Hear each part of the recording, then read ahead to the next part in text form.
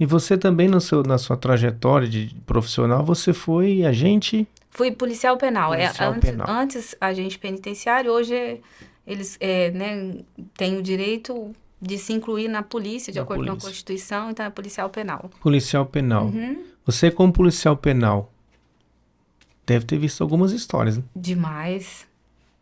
Tem alguma, assim, que mexeu com você? Tem. Tem uma história aqui. Daí eu fiquei com medo, viu? Tiago, eu tava atendendo um homem e aí ele falou assim, tem 3 irmãos presos. Eu falei, meu Deus, isso aqui aconteceu nessa família, 3 irmãos presos. Aí eu fui procurar o que tinha dado errado, o que aconteceu na família dele, e falei assim, como era? Seu pai e sua mãe... Não, meu pai e minha mãe são casados, meu pai e minha mãe são evangélicos, são cristãos. Aí eu falei assim, e seu pai, né, como é a tua relação? Meu pai é muito meu parceiro. Aí gente, mas o que... Ele tinha matado uma mulher, tá? Eu falei assim... Mas... E já tinha matado 2, era a segunda pessoa que ele matou. Mas como... Meu pai é tão meu parceiro, que no dia que eu matei, ele passou o dia inteiro amolando facão pra mim. Você vê? Por que os filhos matavam? O pai incentivava? De forma indireta, sim. E você falou sobre base evangélica, né? Hoje o índice está muito grande de pessoas com bases evangélicas fazendo certas coisas. Né? Até no meio evangélico, nas igrejas, estão assim, passando por uma dificuldade muito grande. Você tem alguma visão sobre isso? Por que isso acontece? Se tem uma base. Quem está dentro diz que quem está fora faz porque não tem base. E aí, quem está dentro faz, qual a justificativa? Eu vou responder com Freud. Freud diz o seguinte, proibir é criar o desejo, entende? E às vezes, por falta de conhecimento, porque muitos pastores se tornam pastores ou, enfim, líderes religiosos sem ter a questão científica junto. Eu já dei aula para 6 pastores hoje, até hoje. Então, assim, foi muito legal poder contribuir. Até hoje eu mentorei alguns através dos cursos que eu ministro, curso de hipnose. Então, assim, se a gente não busca essa base psicológica, essa base científica, a gente vai errar. Todo mundo erra. Porque o que acontece? Até eu vou usar exemplo de um menino que eu atendi esses tempos. E o pai dele é também um líder religioso. Até gravei um vídeo falando sobre isso. E aí ele vem assim, né, todo pra terapia e tal. Eu faço hipnose com os reeducando também, né? E aí ele veio, eu tava treinando a outra psicóloga que ficou no meu lugar. Aí ele falava muito bem do pai. O pai era o ídolo dele, não sei o que e tal. E eu fui fazer a TRI, terapia de reintegração implícita com ele. E aí eu coloquei ele em transe e falei assim, agora coloca na sua frente, quem é o responsável por você estar aqui? Aí ele falou, eu mesmo. Eu falei, não é você. Eu conversando com a mãe, quem é o responsável por você estar aqui? E foi, ele começou a chorar, ele não queria falar. Ele falou, eu falei assim, quem é o responsável por estar aqui? Meu pai. Aí ele gritava, tá? Aí ele chorava. Mas o que aconteceu? Quando eu falei lá atrás que proibia eu criar o desejo, o pai criava ele dentro de uma rigidez que queria que... Porque filho de pastor tem que dar exemplo, entendeu? E ele não deu conta. Não deu conta, então foi frustrando. Então foi proibindo fazer aquelas coisas. O que aconteceu? A válvula de escape foi primeiro os amiguinhos, depois experimentar uma vez a droga, depois aquilo aliviava o que o pai provocava nele, que ele não dava conta. Daqui a pouco ele teve que começar a cometer pequenos furtos para manter o uso e assim sucessivamente foi preso. E quando você fala do reeducando, você teve a experiência nos dois departamentos, tanto na prisão como no albergue, né? Pro reeducando é albergue? É assim, a gente tem a detenção, que sempre que uma pessoa comete um crime, ele vai para casa de detenção, fica ali do lado da delegacia civil. Então a detenção é para quem ainda não foi julgado, não foi ouvido, certo? Então ele fica detido ali até receber a pena, até ter um julgamento e etc. Depois ele vai para penitenciária, onde ele vai cumprir a pena. Então lá, o correto pela legislação, o termo utilizado é chamar reeducando. Lá eles têm aula, tem o CEJA, né? Tem uma extensão do CEJA lá dentro para eles receberem aula e tudo mais. E aí, depois que eles cumprem a pena, aí eles podem progredir, onde eles vão para o regime semiaberto. É por isso que tem aquela saidinha, Sim. né, que o povo fica revoltado. A LEP garante isso, Lei de Execuções Penais. Não é culpa do diretor do presídio, não é culpa do juiz, é uma lei que garante isso. Ele cumpriu determinado tempo, chegou às datas comemorativas, ele vai experimentar essa liberdade para ver se ele consegue manter isso, se ele volta. Entendeu? E não é Então, pra todos, né, essa não liberdade. é. É pra quem tem Não um é. histórico bom lá Sim, ele tem que dentro. ter um comportamento, ele vai sendo avaliado. Aí ele sai, poucos não retornam. A maioria deles retorna.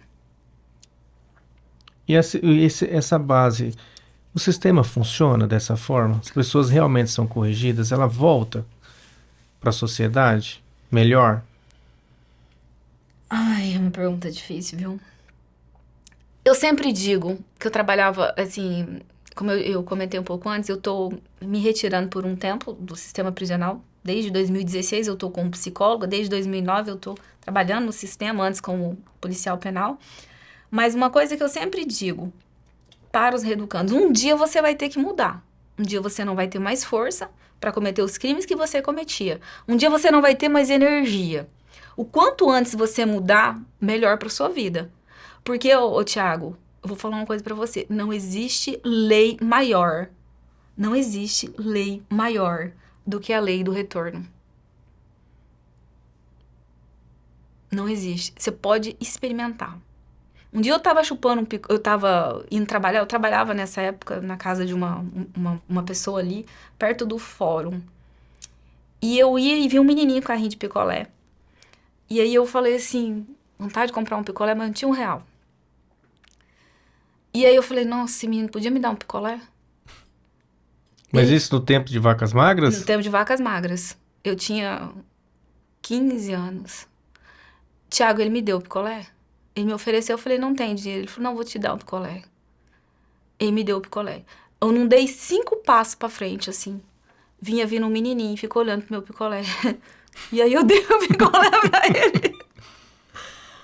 Entende? Então, assim, tudo que eu tenho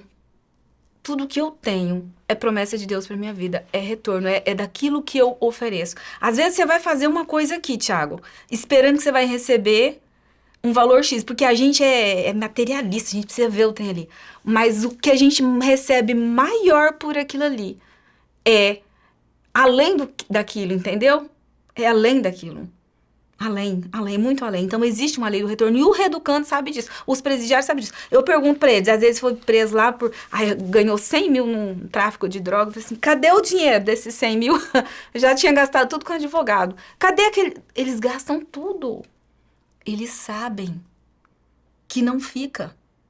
Então, respondendo a sua pergunta, se tem conserto, eu digo, tem. Só que cada um no seu tempo. Sobre a lei do retorno, aqui se faz, aqui se paga. Ah, aqui se faz, aqui Você se acredita em outras vidas? eu fico curiosa. Eu não tenho dúvida, eu não tenho certeza, mas eu tenho algumas dúvidas em relação a isso. Vamos fazer uma hipnose com você agora. É porque é um tema muito complexo mesmo. Sim. Porque como você vê, às vezes, uma criança sofrendo, ou situações, ou pessoas que passam a vida lutando e não saem, né? Você tem uma história de superação, porém você venceu até aqui, certo? É um exemplo, é uma pessoa que motiva, né? Uma pessoa que é referência. Então, poxa, peraí, o que Elisângela fez de bom? O que ela deixou de fazer? Porque tem pessoas que fazem um tanto de coisas e não vai. E não prospera. E não evolui como ser humano, às vezes como pai, como esposo, né? Então, eu, por exemplo, eu tenho filhos, eu sou separado, tenho filhos. Uhum. E quantas vezes, né, as pessoas, eu não sei viver sem meus filhos. Não, mas eu não vivo sem meus filhos. Eles estão comigo quase que diariamente, né? E muitas pessoas que me abordavam sobre esse assunto, sabe o que acontece? Às vezes o cara das 6 horas da tarde, ele vai para um bar, ele vai para um boteco. Ele não dá presença pro filho. Ele fica até 9, 10 horas. Chega em casa bêbado.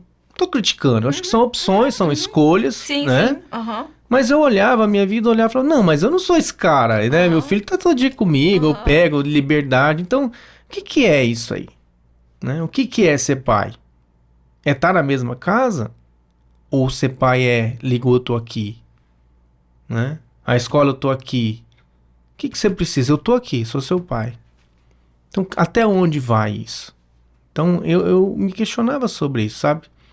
E eu olhava e falava, não, mas isso aí eu não quero pra mim. Uhum. Então, essas questões de superações, essas coisas, eu acho que tá muito dentro disso, sabe, Lisandro? A gente precisa se superar nisso aí também, Sim. né? E a lei do retorno, quando entra, eu falo, poxa, peraí, como que é isso, né? Eu tenho medo. Eu Tenho também. medo. Eu tenho medo, mas eu tenho consciência de que aquilo que eu emano seja uma palavra. Se eu tô emanando coisa ruim pra você, aquilo vai voltar pra mim. Tá em mim. Tá em mim o negócio. E quando a pessoa, ela é maldosa e ela não tem consciência de que ela é maldosa? Ela recebe o mal do mesmo jeito. Ela vai ficar ali. Até ela sofrer. Lembra que eu falei de sofrimento? Até ela sofrer o suficiente pra mudar. Eu não tenho dó de quem sofre, não. Nem um pouco.